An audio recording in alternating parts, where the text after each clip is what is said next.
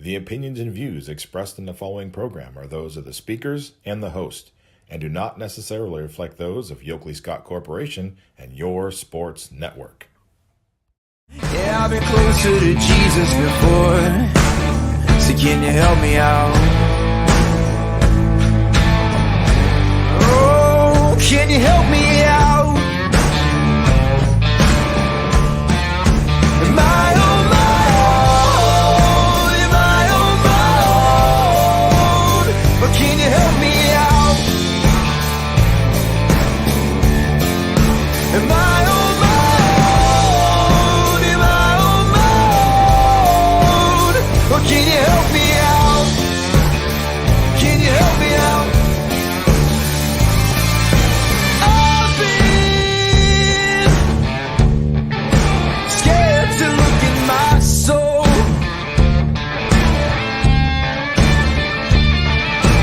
I've been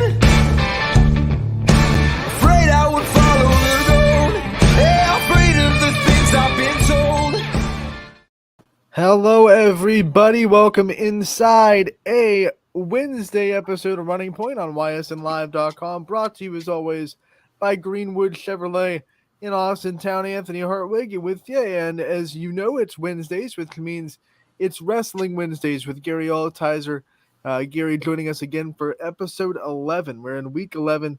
Gary, how we doing today? Doing well. Getting ready for this district tournament this weekend. And our special guests today are also getting ready for the district tournament, making school history, getting there. It is going to be Zach Hostetter and Noah McKay, both from East Palestine, and we're going to pop them into the show now. Boys, thank you so much for taking the time to join us today. Thanks for having me. You got it. I guess my first question is, obviously, with everything that's going on in East Palestine and you guys being able to go out and wrestle and kind of get back to a sense of normalcy, what's that been like for you to be able to use wrestling as kind of a therapeutic, release or a return to some kind of normalcy in your lives? It feels nice being able to just kind of go back to the sport and being able to support the community in any little way, I guess.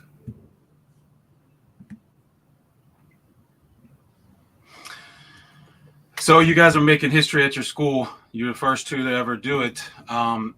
Is that drawing some interest from the rest of the kids in the high school? Talking to you guys about sports, and they want to try it next year? I wouldn't say so. I've definitely heard some kids say they're going to try it, but it hasn't really brought a whole lot of interest out. What has it been like, this whirlwind of getting to districts and being, the first kids to do it at your school? What's that been like for you guys?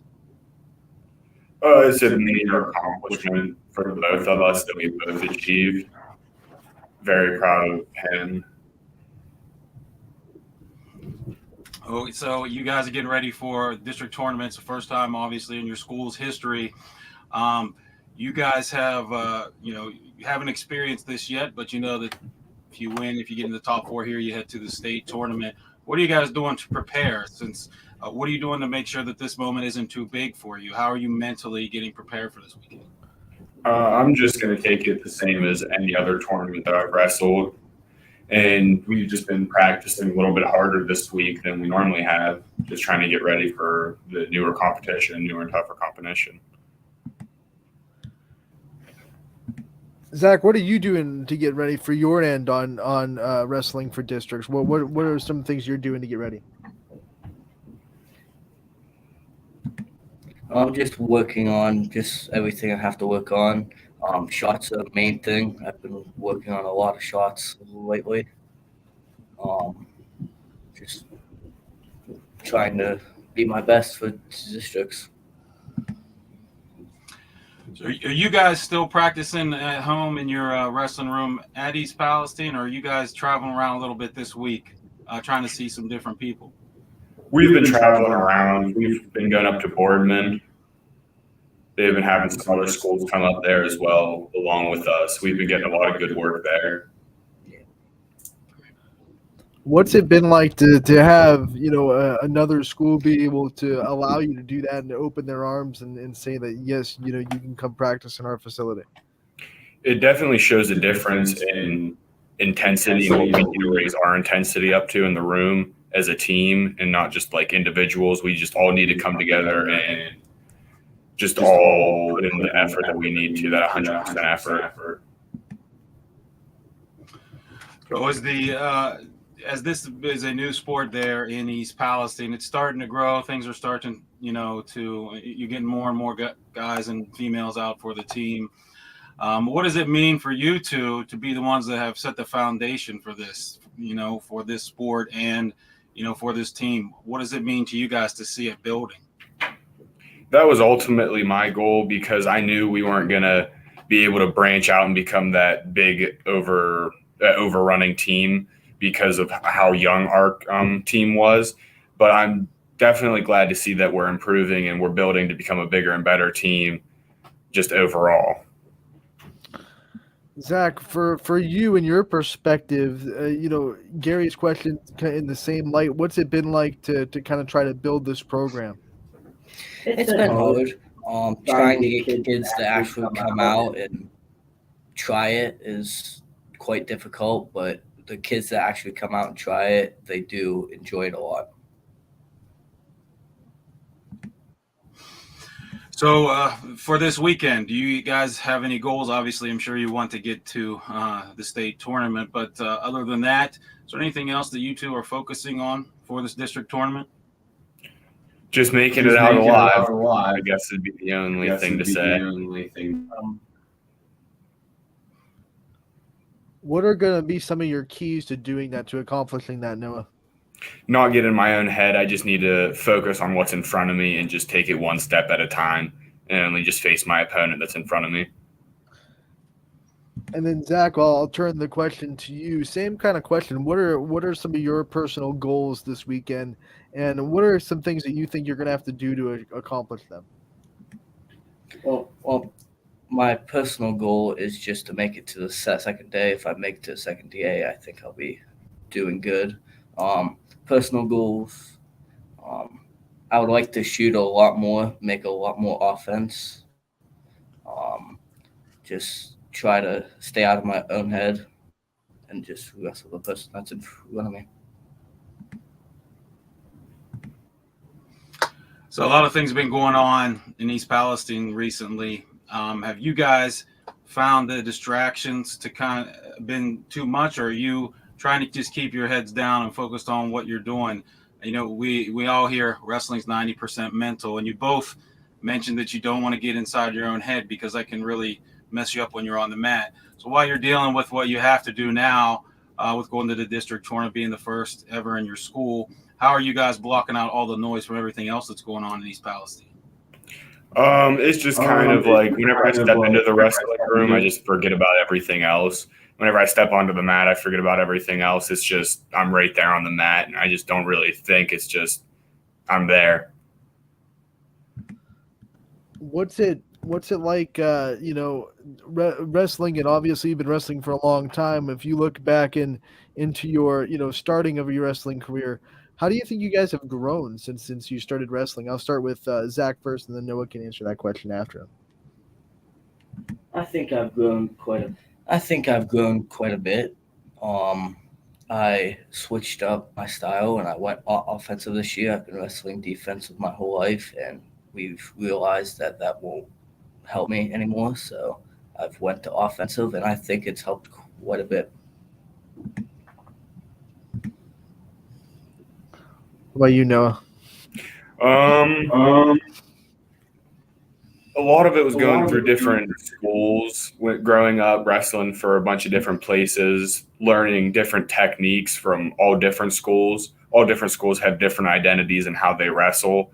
So being able to pick up on the identities, that really helped through growing up. And then just learning how my body and how my length can advantage my wrestling. So I ask this every week. Who are you guys' drill partners? It takes a good drill partner in practice, to really get better. Do you guys drill with each other, or do you have other partners that you work with? We drill with each other most of the time. About 85% of the time it's with each other. And then like the other 15% of the time we'll be practicing with other teammates. Zach, to the same question, what do you think is the biggest part or the biggest way that Noah makes you better while you're wrestling with him, while you're paired with him? Well, he helps me a lot because he's very lengthy, so it helps me overcome that length because I'm not as lengthy as him. So it helps me overcome that length to get better for my opponents.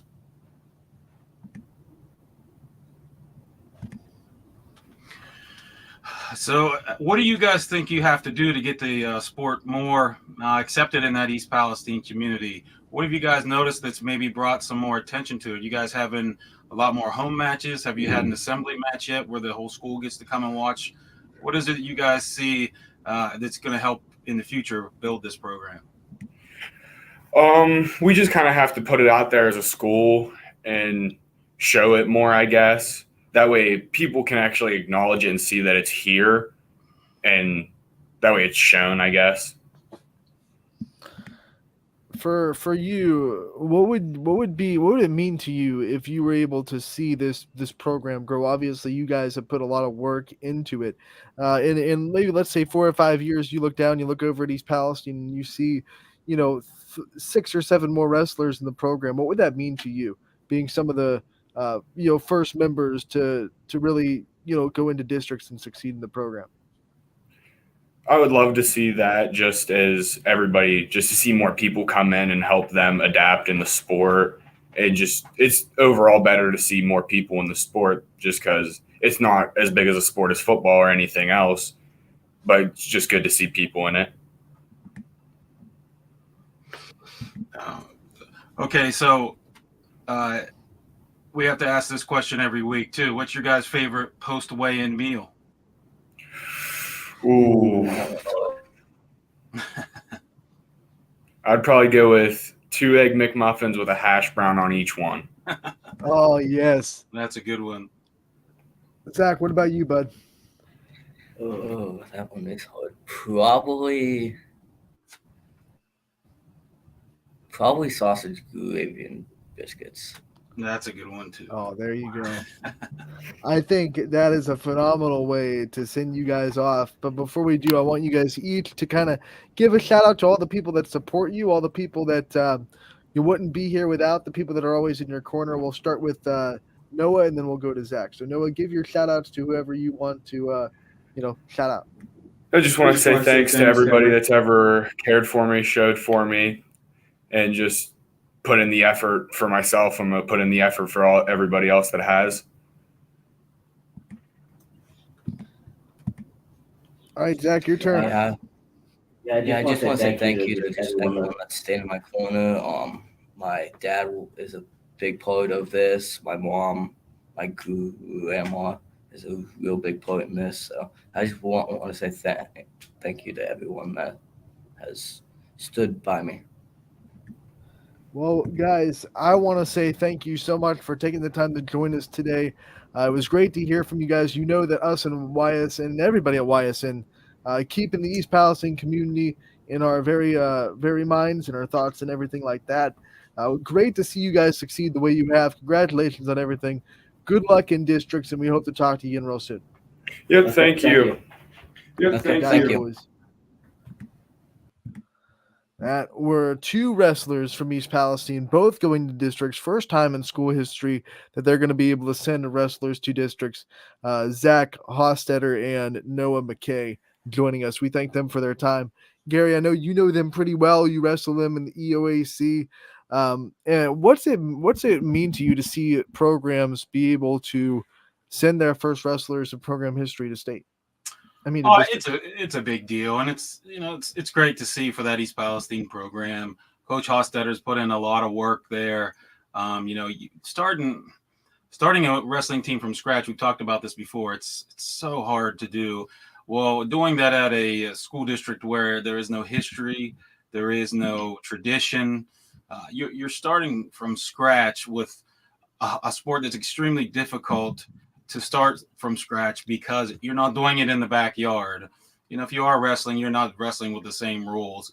So it doesn't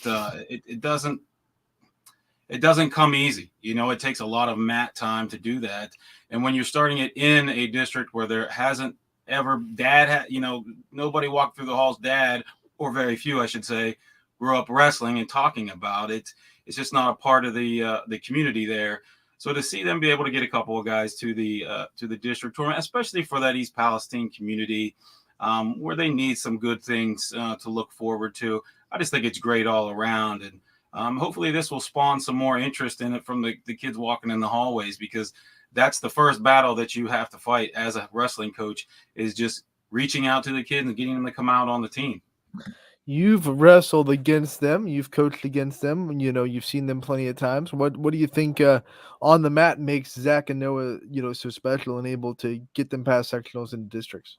Well, they put in the time. I know that they do some stuff off season and after practice, and that's basically what this sport's all about. It rewards the effort, and it rewards the experience. That's just the way it goes. The more mat time you have, the better you're going to be in all positions on the mat. The better you are in all positions, the better wrestler you're going to be. So I just think has a lot to do with the time that they've put in.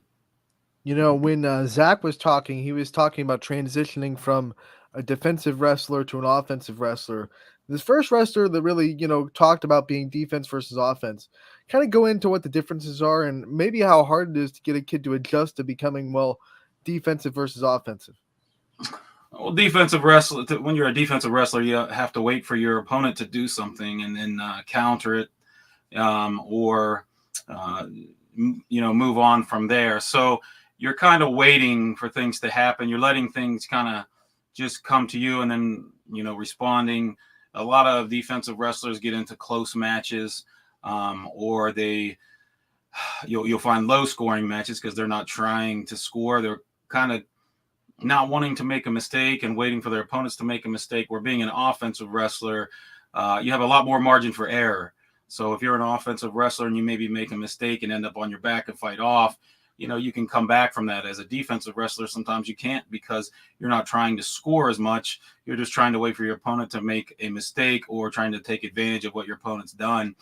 So I see Zach seeing the benefits to being an offensive wrestler. The more offensive you are in this sport, the better. There are obviously times that being defensive is good, and some wrestlers do well being defensive, but they just, like I said, they don't have the margin for error, and they don't have the slack in a match to do much or take many chances, because the score is usually close.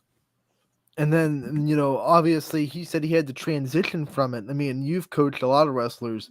What's it like trying to get a kid to be more offensive and trying to get him into that offensive mindset and transition from being a defensive guy to being more of an offensive threat? Oh, it's very difficult. It's not easy at all. If you get a kid that's used to waiting or not used to shooting, man, it can be tough to get them out of that mindset, where they're not afraid to take a chance and not afraid to go for it. And, we keep hearing this theme on this show. Every time we have wrestlers on here, they talk about the mental aspect, and they both said they didn't want to get into each other's heads. They didn't want to get in their own heads and start overthinking things. So you have to try to get that out of the wrestler and just tell them to just go for it. Don't overthink it. Just do it, just like you would in practice. Just go for it. It's not the end of the world if it doesn't work out. And the more comfortable they get with being uncomfortable, the better off they'll be as an offensive wrestler. All right. Obviously, those two are going to districts, and we had a lot of other kids also punch their ticket to districts in various locations around the area. Gary, you've had a chance to look at kind of some of the results and some of the guys that are moving on. What stuck out to you as far as the sectional rounds and some of the guys that really stood up and shined bright? So I just looked at some of the results. Austintown Fitch came in second place in their Division I sectional. I believe they have 10 moving on. Boardman has, I believe, 4. In Division II, Beaver Local, I believe, has 6. South Range was runner-up in their sectional. I believe they have 8. I could be wrong on that one, though. Southern Local and United finished second and third at the Rootstown schedule. They both a sectional. They both have several kids moving on. It was kind of business as usual. There was a little bit of you see guys moving weights a little bit, but I didn't see anything that really shocked me this weekend. I didn't see results. I didn't see any big upsets.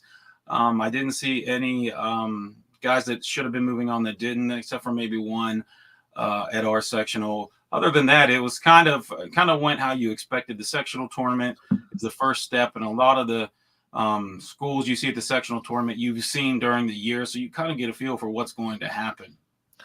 Do you tend to see more surprises in the district rounds? Of it, a little bit more of unfamiliarity, a little bit more of a even playing ground per se in districts. Do you tend to see more surprises in districts than you do for sectionals? Yeah, you definitely do. It's a big deal because it is you get through there, the top 4, you get to the state tournament. So you'll see a couple of things happen. One, sometimes you'll see kids check out mentally. They just, they maybe they've been making weight all year and they get there and they're just they're ready for the season to be over. And you'll see kids that are ranked high every year go 1-2 or 0-2 at the district tournament, and you can just tell that they're just not mentally in it anymore. And you'll also see the exact opposite of that, where you'll see kids who kind of just been doing their thing throughout the year, and then all of a sudden a light goes off and they're just a different person at this district tournament because they want to get to the state tournament.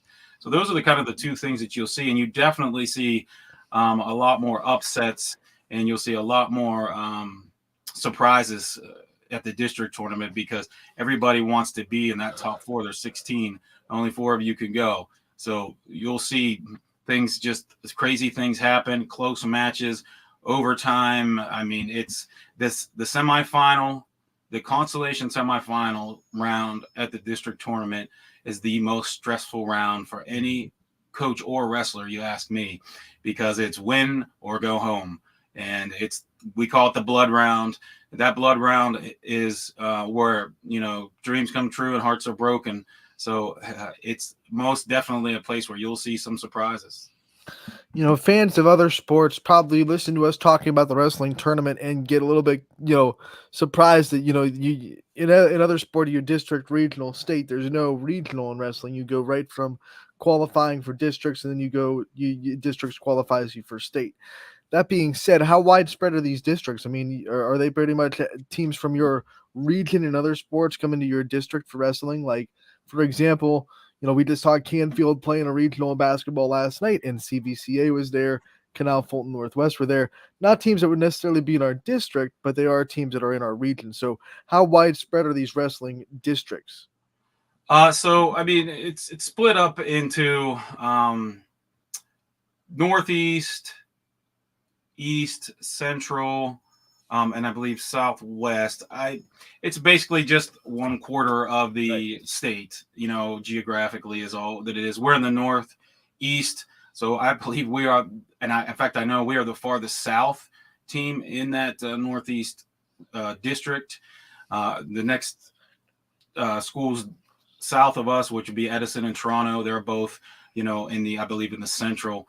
So it extends basically from Wellsville west, probably about midway through the state, and then north from there. So basically you're talking about that big chunk of schools from there. So, I mean, they basically are split up in those, in that kind of way. I've not seen the map to see exactly how it is, but I do know that we are the furthest south, at least in the Division III.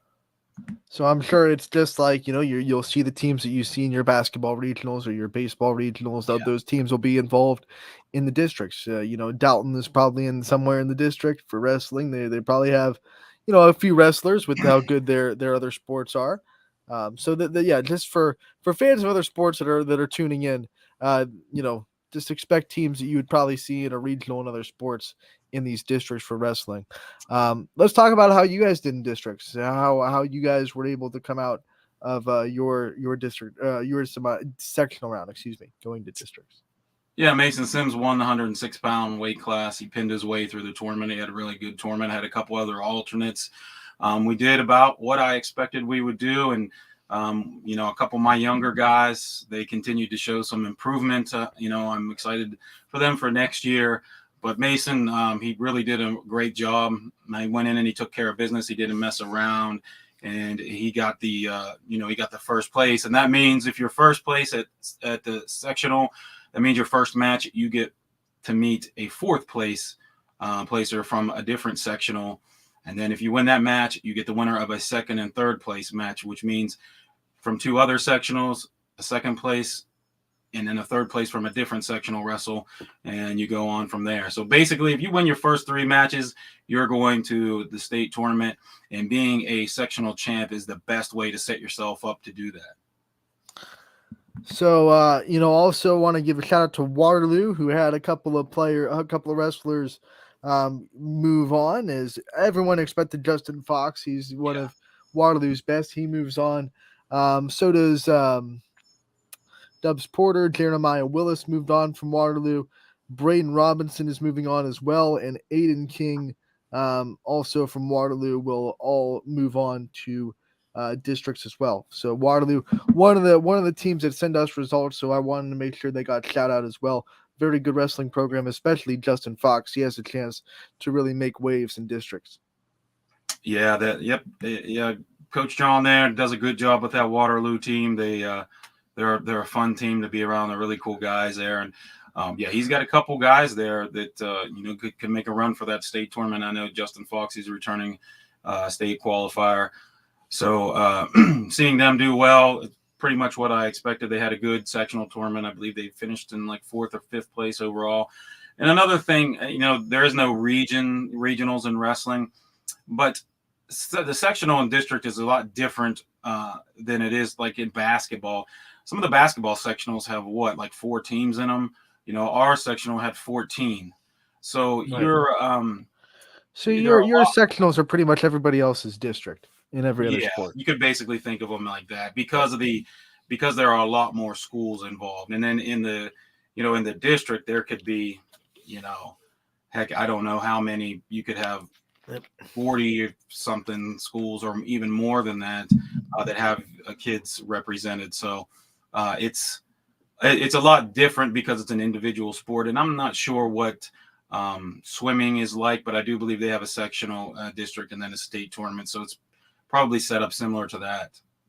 Yeah, just so like for example in basketball, you'll have the super district where you'll have 25 to 30 teams in a district, and they'll split those into 2 brackets. So you might have 13 to 15 teams in one district bracket. So it's probably the same thing. Just you just move up one. Your sectionals are everyone else's district, and your district is everybody else's regional when you're talking about other sports. Listen to these nicknames too. Waterloo has nicknames for their wrestlers, and I've been loving seeing it. So Jeremiah Bullfrog Willis, that's a great one. Braden Beat Robinson and Justin Cheeseburger Fox. The cheeseburger, I love it. That's every wrestling team has a couple nicknames. We have a wrestler on our team that we call Mac and Cheese. Mac and Cheese. He came to football practice one day, and his outfit looked like the same colors as a box of Kraft macaroni and cheese, and it is stuck. And even his dad bought a shirt off of our takedown club and had mac and cheese put on the back of it. So I'm not sure many people call him Caleb these days. So you asked our 2 guests how they prepare for districts. From your perspective, you've done this a while. You've prepared for a lot of districts. What do you think is the best way to fill this week and prepare from sectionals to districts going into a chance to punch the ticket to state? Keeping your guys loose. That's all basically. Keeping them loose, keeping their minds at ease, not making the moment too big. And then the state allows, once you get onto the district week, the state allows you to go and practice with other teams. So during the season, you can only do that a couple of times, and you have to deem them a scrimmage. But in the postseason, you are allowed to travel around. So we went yesterday and wrestled with another team. So we'll do that at least one time during the week, and then the rest of the time we're just trying to get ready, get our minds right, sharpen up on things that maybe we need to get better at, and really just not take it too much out of our routine. Just kind of keep things the same, because when you get out of your routines, when you start overthinking things, and you just want everything to be calm and the guys to be ready. That's so cool that you're able to go and practice with other teams. I'm sure that's an opportunity for you to reach out to your close friends in the coaching community that are around you, and they can come and they can help you. What do you see with my guys? What do I see with your guys? And kind of a second coaching staff almost when you're able to pick the brains of other coaches in those kind of practices. What's that like for you? Oh, it's good. It's nice to be able to see other kids, and the good thing with us being the furthest south team in this Northeast, those teams just like Edison, we can wrestle with those guys and not have to worry about, hey, we're going to see them on Saturday, so they're going to be in a totally different district. So we could wrestle with a team like Edison or a team like East Liverpool or Beaver Local. They're Division II. They're bigger than us, and we won't have to worry about seeing them either. So it's nice that the different division teams seem to mix, because you don't want to be wrestling in practice with a team that you might see that weekend. It's not going to be good for either team to do that. So it's really nice to be able to go to these other places, get a different look, and the kids get they get a little bit of a they get to see kids that maybe have a different style than what they're used to. So it's all around. It's a nice thing. I'm really glad the state allows it. Real quick, before we let you go, let's get a little district preview. Where are these districts being held, and who are some guys who you think are going to really, do well in districts? So in the Division III, we go to Perry High School. That is way up north on the lake. It's the Right. first time it'll be held there. It's been held at Garfield Heights every year I've been a coach, except for this year. It's now switched. Garfield Heights now is actually a Division II site, and it's a great gym for a wrestling tournament. That Garfield Heights gym. You can lay down 4 or 5 mats straight down across. It's a huge gym, and it's finding a gym that has enough room for wrestling tournament is not easy, especially a bigger wrestling tournament. So I'm hoping that Perry High School has a big gym as well. We've been to Perry a couple of times for these basketball tournaments, and it's spacious. Nice. Well, that's good. Good to hear. Yeah, so we'll be there at Perry. There's another one at Harrison Central. That's where Edison will be. Division II will be at Garfield Heights, Norwalk, Steubenville, and Wilmington. In Division I, it's at Hilliard, Darby, North Canton, Hoover, Kettering, Fairmont, and Perrysburg. So those are your 12 different district sites around the state, and they will, they basically represent 1/4 of the schools in that division. Nice reminder for people that want to go to the Perry district. You are going to Perry, Ohio, not Massillon, Perry. Massillon, Perry. Don't make that mistake. Yes. Yeah, we heard the name Perry. We thought Massillon, Perry, because that made the most sense. But yeah, we're going up north, so we're going a couple. That gym is cool because it has 2 levels. Like it has the lower level and the track and the upper level. But I don't think Massillon Perry, the actual gym, the actual floor, probably isn't conducive to a big wrestling tournament. It's kind of a compact gym floor with a second like double deck level. That's really cool to watch a game, but maybe not conducive to a big wrestling tournament. But Perry Pirates, that gym is pretty spacious. You guys should have fun down there. Oh, that's music to my ears, I'll tell you that. Tickets, by the way, only sold online, so do not go to Perry or any of these district sites expecting to be able to buy tickets to the gate. Obviously, all the websites are posted on all these schools' social media pages and websites as well. OHSAA.com. I think it's the /tickets. Just search for your region and your district. You can buy tickets online there the same way you would for basketball, football, every sport, online only. So just a reminder there. Gary, good luck in districts. We wish you the best of luck. Thanks for coming on again for episode 11. And next week we'll talk about, who punched their ticket to state, and we'll preview the state tournament. I can't wait. It's that time. All right, Gary, we'll see you next week for episode 12. Thanks for coming on again, and have a good week as well. Thanks. Gary Altizer joining us for episode 11 of Wrestling Wednesdays. I can't believe we're in week 11. I mean, I say this every week. It's gone by so fast. I'm sure maybe not as fast for a coach. It's probably been a grind on that end. But, man, week 11 already in the wrestling season. Can't wait to see it next week. We'll be talking about state, talking about kids that are going to Columbus. And then, we got one more week after that talking about the results from Columbus. So we have 2 more weeks of Wrestling Wednesday.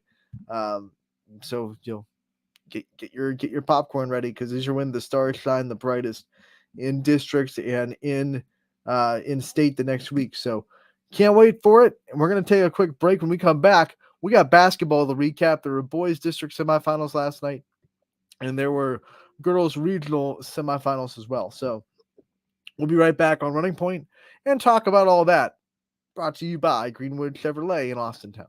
At Greenwood Chevrolet, we offer a worry-free experience for all our customers. From sales to financing and even service, We'll help build your perfect vehicle. and lock in your trade value. while your vehicle is being built. No worries. We guarantee financing. Regardless of your situation or credit history. No worries. And when your vehicle needs service, Our award-winning team will get you back on the road. No worries. That's what going the extra mile means. Only at Greenwood Chevrolet. Change. This one word can make you break out in a cold sweat. But with change comes wisdom, experience, and understanding. At Myers Family Insurance, we can help make changes in Medicare, insurance, and retirement a positive experience for you and your family. We've gone through changes, like our new office and new faces to help our family of clients too. For all your Medicare needs, call Myers Family Insurance. Check us out online at myersfamilyins.com or find us on Facebook. You're not waiting to see what the world has in store for you. It's more about what you have in store for the world. All you need is the opportunity. All you need are the resources of a large university and the advantages of a personalized academic setting where you can experience new worlds in the arts and sciences, business, and education and make them your own. We are where you shape your future. We are Youngstown State University and proud. Hi, I'm Colin Chupa. And I'm Kelsey Clem from K-Squared Marketing. Our boutique marketing firm specializes in media planning and buying, public relations, event marketing strategies, and strategic sponsorships. We can integrate our services with your existing game plan, or we can be your entire marketing team. Your goals, our game plan. Let's win together. Call K-Squared Marketing at 330-623-2730 or visit ksquared.marketing to learn more. Welcome back to Running Point on ysnlive.com, brought to you as always by our good friends over at Greenwood Chevrolet in Austintown. They go the extra mile for you, and we try to do the same every day on this show and every day at YSN. All of our wonderful team do a great job just, trucking it, especially tournament time. There's a lot of travel. A lot of our guys are willing to go the extra mile, quite literally, to get these tournament games covered for you guys. And speaking of tournament games, we have some action going on last night. We'll start with the girls' side. We had two regional semifinals. I was in Barberton with Richie Giuliano as Canfield got the win, 41-32 over Marlington. Canfield is going to advance into the regional final. I'll be able to talk about this game a little bit. I was there. I was able to witness it firsthand. Biggest key, I think, both these teams obviously evenly matched. And you look at the win, Canfield won by 9, and they jumped out to an 8-0 lead from the jump. So it wouldn't be too far-fetched to say that start was really the difference that Canfield needed down the stretch. It just seemed like Canfield was more prepared out of the jump to handle the nerves, stress, whatever you want to call it, that regionals can bring. Marlington had never been there before. They'd gotten close. They lost the district championship last year to West Branch and the year before to Poland. So although these really talented players have had a stretch of a lot of success in their high school career on the basketball floor, EBC champions for those three straight years, they haven't been able to punch. Until this year, they hadn't been able to punch their ticket out of districts. This year they do. It was the first time in program history that they were able to do that. And I just felt like, even though Canfield hadn't been there before, Canfield looked like the team that was there, that had been there, that knew what the stage was about. They didn't look jittery. They didn't look nervous. They came out, they set the tone really quick. They were up 8-0 before you could even blink. They took a 16-point lead into the half, 26-10. So Canfield came out just ready to go. And Marlington, especially on the offensive side, once they saw Canfield start to, really spin their wheels, it felt like Marlington got tentative, got, jittery. I say jittery is a good word for their offense in the first half, because they were rushing shots. They were forcing the issue. They weren't really running their offense, and their offense is good. When they run it, they can really do it well, but they weren't executing really well. They were just kind of chucking up threes, trying to keep up with Canfield. It wasn't working. They weren't hitting their shots.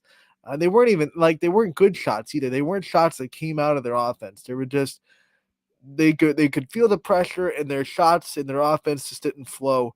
They came out in the third quarter, and whatever was said in halftime, it got the nerves out of their stomach, because Marlington in the third quarter, really in the second half, probably won that game. Like won the second half. And in fact, they did. They were down by 16. They lost by 9. So they won the second half for sure. But you can't have a start like that in a regional semifinal. I mean, I know it's cut and dry, but it's just, you can't happen. It's tough to see, in games like this, and at this stage, mistakes get magnified, and Marlington, you just can't give up 2 quarters of the game. But props to Canfield. We'll talk about their side now, since we talked about the Dukes, who, by the way, did play really well that third. I think the third and fourth quarter, they proved that they belong there. It's just one of those things. Like I said, nerves got the best of them in the first half. But on Canfield's side, nerves did not get the best of them, and they got started quick. They got their leading scorer involved early. Abby McElroy hit a 3 to open the scoring. She had all 15 of her game-high 15 points from the three-point line. Remember, she scored nothing against Salem, and it didn't really hurt them. They were able to have other people step up. But I was telling Richie before the game started off the air, I said, I feel like in these big game situations, you need your leading scorer to step up and spark the team and get them all confident. And that's what she did. She came up, she shot, she was aggressive. She didn't score in that Salem game, but that's because Salem really didn't let her shoot. She only had 3 field goal attempts the whole game. So they were really doing a good job, not just, missing shots, not just making her shots tough, but not letting her even shoot the ball. She came out aggressive against Marlington. She shot early and often. She was 3 of her first 4 from 3-point. She missed a couple in the second half, but by then it didn't really matter. Canfield had such a big lead. They got a couple of threes from Harmon. They got some good inside game from Kate Solly. So they had enough in the second half to hold on. It wasn't 26 and 26, but they had enough in the second half to hold on. I was really impressed with their defense again. I mean, I say Marlington was jittery on offense, and they weren't really running it the way that they wanted to. But Canfield had a lot to do with that. With the ball pressure, they didn't really give them room to take a breath. A lot of teams in that situation, if a team gets out to a hot start, but their defense is playing kind of the lax 2-3 zone that you see, you can take some time to stand at the top of the floor and take a breath for a minute and have a long possession to just cool yourselves off and maybe get a shot. But Canfield's ball pressure was just not letting Marlington really gather themselves on offense. It's one of the reasons why they got so jittery and they got so rushed on offense. Canfield's ball pressure and their defense just simply was not letting them do that. The last 2 games, they've allowed 26 and 32. That's really good at this level. It's supposed to get hard to play defense as you go on in the tournament. And Canfield, let's see what that average is. I want to do some quick math on the calculator. Just 32, 26. So you're averaging 29 points per game given up in the district semifinal and in the district final and the regional semifinal combined. So that's stellar defense. They're going to need it again. They're going to play Northwest. I watched that game too. Northwest won in different ways because Canfield came out and started hot and used their start to win. Northwest did not start well. They were down 18-11 at halftime. They weren't really running a great offense. And they were able to come back on CVCA and win that game 30-27. So you look at 2 teams winning in completely different fashions in the 2 regional semifinals. Northwest making a second half comeback. Canfield leading from wire to wire.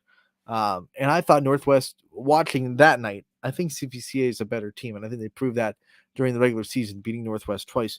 But that night, Northwest was the more composed team. I felt like they were the more unified team. They were the more versatile team, I think is the biggest word I would use, because CVCA was pretty much the threes. They had 7 3-pointers, 7 3-pointers, 1 2-point field goal, and then 4 free throws. That was their scoring. So they were pretty much, if they weren't hitting a 3, they weren't scoring. And I think eventually Northwest adjusted to that, and they extended their pressure a little bit, kept CVC off the 3-point line. And when you have it, that's definition of living and dying by the 3. When 21 out of your 27 points come from beyond the arc, that is the definition of living and dying by the 3-pointer for CVCA. So Northwest got the win. Canfield got the win. They'll match up on Friday night at 7 o'clock in Barberton. Winner goes to Dayton. We are excited for it. The other side of the girls' regional semifinal last night, we had in action in Division 1. It was Hoban taking on Midview, and Midview is just a really good basketball team.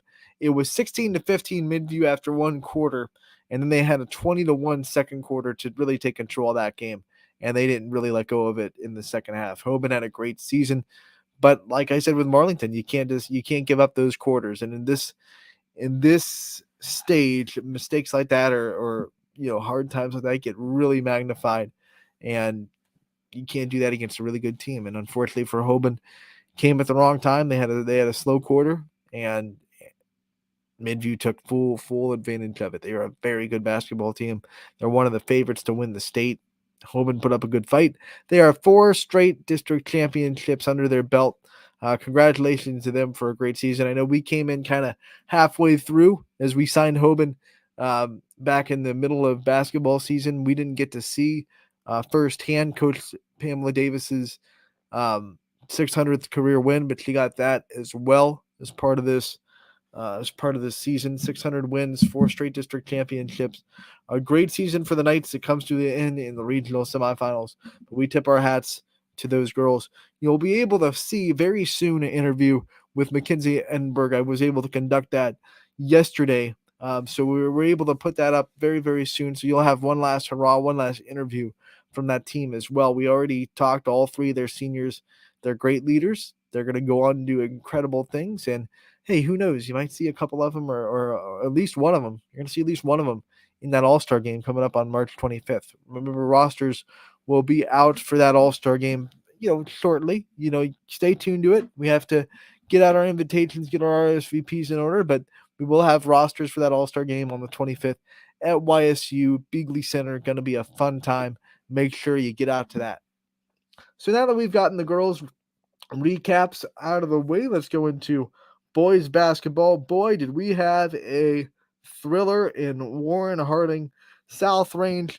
Here's a shocker. They win a game down the stretch. They're able to win another close game. They are 9-0. 9-0. I'll say it again. 9-0 in one possession games this year. This one was maybe the most dramatic. Landon Moore gets a rebound off a missed free throw, gets to put back at the buzzer to get South Range to win. 45-44 your final score. You can see that last shot on our social media pages. Noah Ricks, what a call. But man, South Range, I've never seen a team that has a knack for winning down the stretch. The amount of game-winning shots they've been able to hit this year on the road and at home. It's been both. It's been just incredible to see this team pull together and be able to make game-winning plays time and time again. Landon Moore does it this time. He gets the rebound. He gets the putback. South Range wins. They will play Lutheran East on Friday in Warren Harding as they go for their first district championship in program history. Also last night, we saw Badger take care of Matthews. This was a really competitive game in the regular season, both times they played, but Badgers not having any of it this time around. Duncan Moy had 20 points, and the Braves won 54-37. They're going on to the district championship in Grand Valley on Friday. We saw Lowville in their season against Dalton. 55-36 your final score there. A tough Dalton team came in hot and got the win over Lowville. We saw Southern fight neck and neck with Mogador. 66-61. Mogador does get the win, however. But what a season and what an effort from Southern in that district semifinal. We saw Waterloo take one on the chin to Perry, 72-42. But a special shout out to this game because Navarre Alassane from Waterloo, got his 1,000th career point as a Waterloo Viking. So congratulations to him on reaching that milestone despite the loss. What a season from Waterloo. They were a team that I think shocked a lot of people, and maybe the expectations weren't great coming in. And they got a lot of big wins, and they had a lot of great players. Navarre Alassane, congratulations on 1,000 career points, young man. And those were your final scores for the district semifinals last night. Like I said, Boys basketball, a little bit more spread out than the girls side, so we didn't see as many of a volume of games in district semifinals. We see one per night, one per night at each site, I should say. So we have more tonight. So we'll go over the schedule on the network tonight. Reminder that all these games, as far as the tournament, are in one payment of $9.99. It gets you access to all of these games. As for tonight, we have a girls regional semifinal in Cuyahoga Falls tonight. It'll be Laurel versus Garrettsville Garfield at Cuyahoga Falls. That one will be the Garfield students, which means it will be boxcast. So you'll be able to see that on our website, but it won't be on like the YSN normal streaming playlist that you would get with 999. About boys basketball, a really good one in Edison, as East Liverpool will play Carrollton. Nate and Rob Kelly will be on the call there. 7 o'clock is your tip-off. Edgewood will play Ursuline at Notre Dame Cathedral Latin. Sam Torres heading down there for that call. 7 o'clock is your tip-off there. Both these teams have really good offenses that have sparked a lot of 70-plus point performances. Something's got to give, right? Someone's got to go home. Who's going to win tonight in, what is that? What town is Notre Dame Cathedral Latin in? I forget. But in Notre Dame Cathedral Latin, that's going down tonight. 7 o'clock is your tip-off. And then Marlington versus Canfield, the rematch of last night's girls regional semifinal. This time on the boys' side, it'll be in Boardman. 7 o'clock is your first tip there, and it will be Richie Giuliano on the call. So we have 3 boys district semifinals, 1 girls regional semifinal on tonight on the network. $9.99 gets you access to all of those games. Make sure to tune in, and I remind everybody, like I do every day, that we have these pay-per-view games. If it's not $9.99, it's not us. Do not fall for the links or the scammers that want to get you to subscribe to something. There is no subscription necessary. It is just one easy payment of $9.99, and that gets you access to all the tournament games on the network. So, with that being said, we end our show today. We'll be back tomorrow from 1 to 2 on Running Point, brought to you by Greenwood Chevrolet in Austintown. We have a lot of pre-recorded interviews to get to, so we'll have some interviews to play for you tomorrow. We'll release who we're going to interview on our social media pages beforehand, so stay tuned to that as well. Thanks for tuning in today. Have a